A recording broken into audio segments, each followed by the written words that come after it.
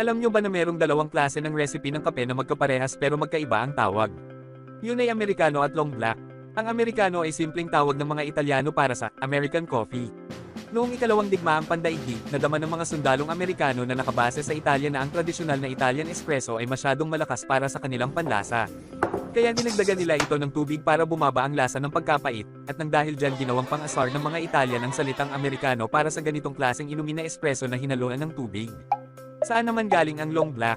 Ang Long Black ay nagmula daw sa Italy at pagkatapos ay pinasikat sa Australia at New Zealand. Isa rin itong espresso na may halong tubig. Oo, parehas lang naman pala ang dalawa na may sangkap na espresso at tubig. Anong pinagkaiba? Sabi ng iba, magkaiba daw ito ng preparasyon. Ang Amerikano ay unang nilalagay ang espresso bago ang mainit na tubig. Samantalang ang Long Black ay mainit na tubig muna bago espresso.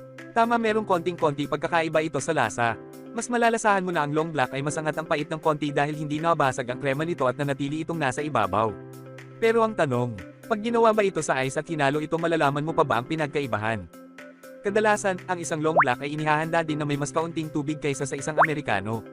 Mas concentrated ang Long Black na nagiging resulta na mas malasa ang flavor ng espresso kesa sa Amerikano na masyadong maraming tubig na nagiging resulta ng paglight ng body ng beverage at pagtabang. Yun lang, maraming salamat.